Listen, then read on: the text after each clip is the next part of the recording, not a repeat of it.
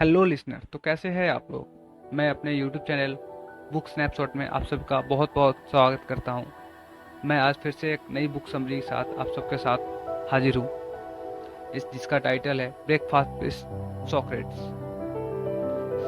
इस book summary में उन सभी फिलोसोफर के बारे में बताया गया है जिन्होंने जिंदगी और उससे जुड़ी चीज़ों को समझने के नए और आसान तरीकों को खोजे हैं। इस बुक समरी से आप अपनी जिंदगी से जुड़े छोटे और बड़े सवालों के जवाब पा सकेंगे। क्या आप जिंदगी को समझना चाहते हैं? क्या आप फिलोसफी के बारे में जानना चाहते हैं? क्या आप दुनिया और अपनी ज़िंदगी के जुड़े छोटे और बड़े सवालों का जवाब पाना चाहते हैं? तो यह बुक समरी आपको सुनना बहुत ज़्यादा महत्वपूर्ण है। तो आइए सुनते हैं फिलोसफी के बारे में। फिलोसफी का मतलब क्या होता है? समझदारी से प्यार। इससे पहले हम फिलोसफी से पढ़े, हम ये जानने की कोशिश करते हैं कि फिलोसफी यानी दर्शन शास्त्र क्या है। फिलोसफी शब्द का जन्म ग्रीक शब्द फिलोसफी से हुआ है, जिसका मतलब है समझदारी से प्यार करना। इसका नाम से ही साफ है कि हम अपनी रोज की जिंदगी में जो भी काम समझदारी से करते हैं वो फिलोसफी है। अब चाहे ये समझदारी हम बाजार में मोल भाव करते समय दिखाए या फिर कोई बड़ा काम करते वक्त। समझदारी और चालाकी में बहुत अंतर होता है। अगर आप किसी से बहस करके उसे बहस में हरा देते हैं तो आप चालाक हैं, लेकिन अगर आप उससे बहस करते ही नहीं है तो आप समझदार है। फिलोसफी हमें समझदारी सिखाती है, चालाकी नहीं। फिलोसफी का मतलब ये भी होता है कि आप अपनी जिंदगी से जुड़ी चीजों के बारे में छोटे बड़े सवाल करें। इन सवालों में से कुछ सवाल इस तरह के हो सकते हैं, जैसे मुझे बाजार में कितने पैसे खर्च करने चाहिए, मुझे अपनी सेहत बनाए रखने के लिए कितना खाना चाहिए। फिलोसफी सिर्फ छोटे छोटे सवालों के बारे में नहीं है, बल्कि इसका नाम बड़े बड़े सवालों में भी होता है। बड़े बड़े सवाल कुछ इस तरह के हो सकते हैं: इस दुनिया को किसने और क्यों बनाया? अगर इस दुनिया को भगवान ने बनाया है तो फिर भगवान को किसने बनाया? तो इन सभी बातों से साफ पता चलता है कि फिलोसफी का मतलब है अपनी जिंदगी से जुड़े छोटे बड़े सवाल पूछना। इन सवालों से आप अपनी जिंदगी के फैसलों को अच्छे से ले सकते हैं। इसे ही समझदारी कहते हैं, और समझदारी ही फिलोसफी है। आपका कुछ भी सोचना आपके होने का सबूत है। क्या कभी कभी आपको ऐसा लगता है कि आपको आसपास की चीजें सिर्फ एक भ्रम है? क्या आप सच और सपने में अंतर जानना चाहते हैं? इस सबक में हम डिस्क्रिट्स की बातों को समझने की कोशिश करेंगे। डिस्क्रिट्स के एक फ्रांसीसी फिलोसफी थे जिन्होंने एक सवाल का जवाब दिया: क्या हमारा कोई अस्तित्व है, या फिर हमें सिर्फ लगता है कि हम हैं? हम कैसे जान पाएंगे कि हम सपना देख रहे हैं या फिर जाग रहे हैं? डिस्क्रिट्स ने इस बात को समझने के लिए अपने आसपास की सभी चीजों को शक करना शुरू कर दिया। डिस्क्रिट्स को सिर्फ एक ही चीज पर पूरा विश्वास था कि वो शक कर रहे थे। अपने शक करने पर शक न करना करके उन्होंने हर चीज पर शक किया। डिस्क्रिट्स ने बताया कि अगर वे शक कर रहे हैं तो वो सोच रहे हैं, अगर वे सोच रहे हैं मतलब उनका अस्तित्व है। उनके हिसाब से आपका सोचना ही आपके होने का सबूत है। डिस्क्रिट्स ने एक प्रसिद्ध पंक्ति दी: कोगितो एर्गो सम। इसका मतलब है मैं सोचता हूँ इसलिए मैं हूँ। इसका मतलब है कि अगर आप सोचते हैं कि आप मर चुके हैं, या आप फिर सपना देख रहे हैं, या अगर आप सोचते हैं कि आपके आसपास की चीजें सिर्फ एक वहम है, तो सभी आपका अस्तित्व है, क्योंकि आप सोच रहे हैं। अपने व्यवहार को अच्छे से समझने के लिए हमें ईगो और सुपर ईगो के बारे में जानना होगा।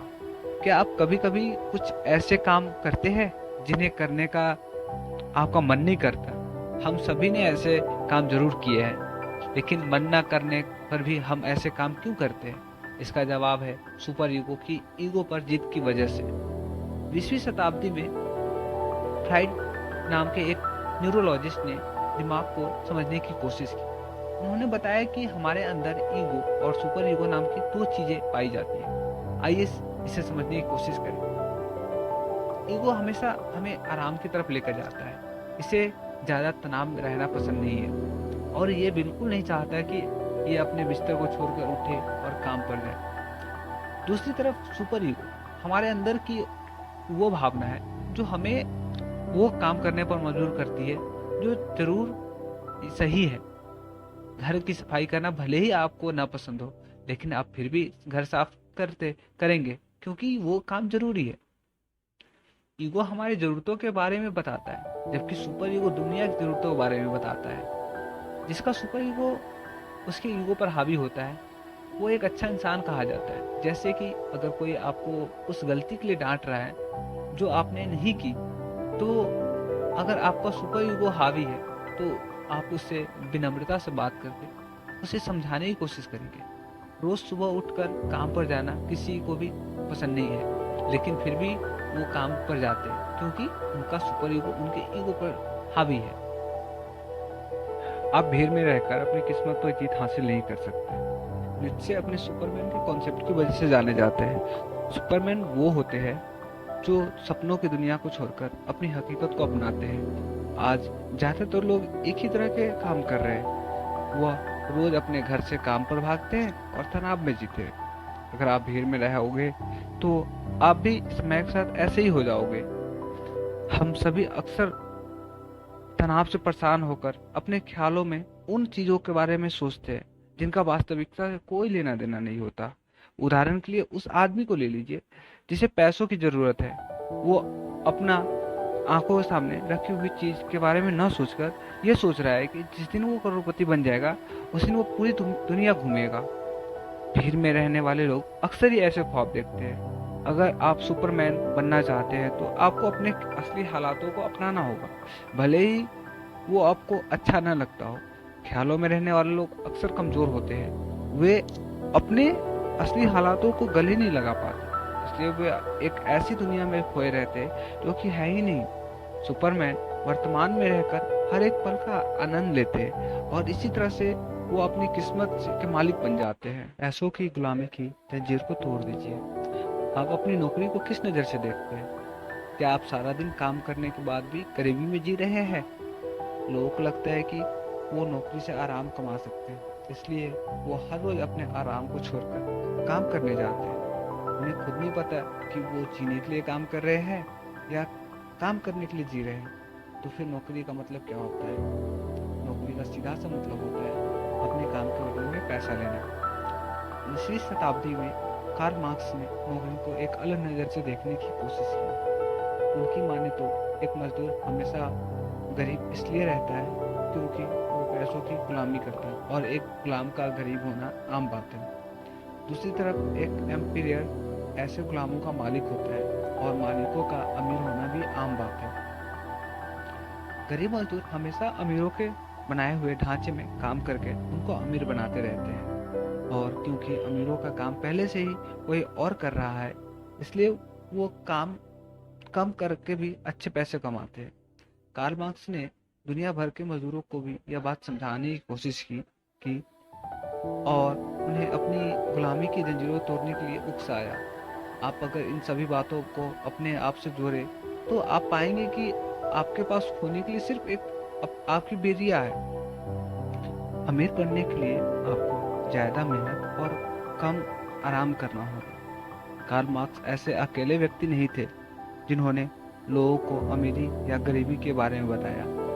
उनके बाद मैक्स वेबर नाम के एक समाजवादी ने लोगों को अमीर बनने का एक दूसरा रास्ता बताया। वेबर की माने तो ज़्यादा मेहनत और कम खर्च करना अच्छी बात है, और जो हमें भगवान के करीब आते हैं, भगवान के करीब आ जाने की वजह से संपत्ति भी हमारे पास आ जाती है। दूसरी तरफ ज़्यादा पैसा खर्च करना अच्छी आदत नहीं है क्योंकि वो हमें भगवान से दूर ले जाता है, जिससे संपत्ति भी हमसे दूर चली जाती है। वेबर के हिसाब से अगर आपको अमीर बनना है तो आपको ज़्यादा से ज़्यादा मेहनत करनी हो और कम से कम आराम करना हो। अपनी ज़रूरतों को कुर्बान करके आप अमीर बन सकते हैं। एक सरल और सीधी जिंदगी ही हमें अमीर बनने के रास्ते पर लेकर जाएगी। जिंदगी में ऐसे बहुत से लोग हैं जो गरीब थे लेकिन उन्होंने अब ऊपर तक का रास्ता तय किया। वे ऐसा ही सिर्फ इसलिए कर पाए क्योंकि उन्होंने एक सरल जिंदगी को अपनाया। महिलाओं और पुरुषों के बीच के अंतर को खत्म करके हम समाज में शांति ला सकते हैं। हमारे समाज की यह भावनाएं शुरुआत से रही है कि वो महिलाओं और पुरुषों को अलग नज़र से देखता है। ऐसा माना जाता रहा है कि पुरुष ताकतवर होते हैं और उनमें भावनाएं बहुत कम या नहीं होती हैं। दूसरी तरफ ये माना जाता रहा है कि महिलाओं कमज़ोर होती है और उनमें बहुत सारी भावनाएं होती हैं। समाज की यही आदत आज एक समस्या बन गई है। अक्सर ही आपने लोगों को यह कहते हुए सुना होगा कि लड़कियों को ज़्यादा नहीं बोलना चाहिए, या फिर आपने यह सुना होगा कि लड़के रोते नहीं है। फ्रांस की महिलाओं ने इस समस्या को निपटने के लिए लोगों को सलाह दी कि इस भेदभाव को खत्म करें। लड़के और लड़कियां एक जैसे ही होते हैं, उनके शरीर में अंतर हो सकता है, लेकिन अंदर में उनमें कोई अंतर नहीं होता। अपने समाज को एक नया रूप देने के लिए आप भूल जाइए कि लड़के और लड़कियां या महिला और पुरुष नाम के कोई शब्द होते हैं। आप सिर्फ लोगों को इंसान के नाम से जानिए और ये सोचिए कि सब एक ही भगवान के बनाए हुए हैं। भेदभाव करना हमारी फितरत। अपने दुख से आज़ादी पाने के लिए आप ध्यान का सहारा लीजिए। ध्यान का मतलब होता है अपने मन को इधर उधर की बातों में ना उलझाकर उस चीज़ पर फोकस करना जो इस समय आपके सामने है। ध्यान का मतलब है हमेशा प्रेजेंट में रहना और बीती बातों को छोड़कर आगे बढ़ना। बौद्ध धर्म के हिसाब से ध्यान की मदद से आप अपने दिमाग की क्षमता को बढ़ा सकते हैं, उसे हमेशा होश में और काबू में रख सकते हैं। कुछ लोग खुशी पाने के लिए उन चीज़ों के बारे में सोचते हैं जो उनके पास नहीं है, लेकिन बौद्ध धर्म में हम सिर्फ उस चीज़ पर ध्यान लगाते हैं जो हमारे पास है। हमारा सोचना ही हमारे दुखों के कारण होता है। हम अपने मन को उन चीज़ों के या लोगों के बारे में सोचते हैं जिससे हमें प्यार है पर हमारे पास नहीं। यही ख्वाहिशें हमारे लिए दुख लेकर आती है और हमें उन चीज़ों पर ध्यान नहीं लगाने देती जो इस समय हमें खुशी दे सकती है। आप अपने आप को इस पर पूरी तरह से डुबो दीजिए। हर एक सांस के साथ अपनी धड़कन को महसूस कीजिए। अपने सामने रखी हुई चीज़ों को देखिए और उसके रंग ढंग में खो जाइए। ऐसा करने पर आप अपने मन को भटकने से रोक और सुकून पा सकते हैं। हम सभी इस दुनिया की यादों का एक हिस्सा है। क्या आपने कभी सोचा है कि सपने क्यों आते हैं और कहाँ से आते हैं? क्या आपने कभी सोचा है कि सो जाने के बाद आपके साथ क्या होता है? एक आम आदमी एक दिन में 6 घंटा सोता है। इस हिसाब से हम अपनी जिंदगी का 1/4 भाग सिर्फ सोने में ही बिता देते हैं। कार्ल जंग नाम के एक साइको एनालिस्ट ने सपनों की स्टडी की। आइए देखें कि उनका नींद और सपनों के बारे में क्या कहना है। कार्ल जंग के हिसाब से जब हम सोते हैं तो हमारे साथ साथ सारी दुनिया सोती है। उनका मानना था कि हम नींद में होश में नहीं होते और हमारे साथ ही ये दुनिया भी बेहोश होती है। जब हम सपना देखते हैं तो हम सभी इस बेहोश दुनिया का एक हिस्सा होते हैं और एक दूसरे से जुड़े हुए होते हैं। हमारे सपने देखने पर ये सारी दुनिया सपने देखती है और इस समय हम सभी एक दूसरे के जुड़े होते हैं। इस हिसाब से जब हम सोते हैं तो हम एक बहुत बड़े नेटवर्क का हिस्सा होते हैं और दुनिया की यादों और सपनों से जुड़े होते हैं। इस प्रकार सपने हमें इस दुनिया को जोड़ने का काम करती है।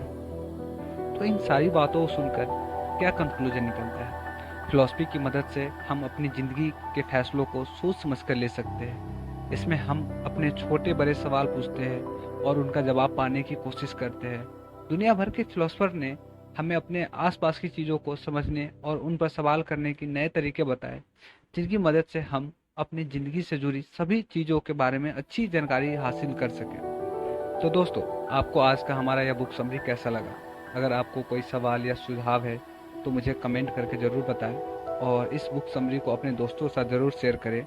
और जाते जाते एक और बात, हमारे चैनल को सब्सक्राइब कर दीजिए और लाइक कर दीजिए और बेल आइकन को दबा दीजिए, जिससे मैं जब भी अपने चैनल पे कोई भी वीडियो अपलोड करूँगा बुक समरी की तो सबसे पहले आपके पास पहुँच जाएगी। धन्यवाद।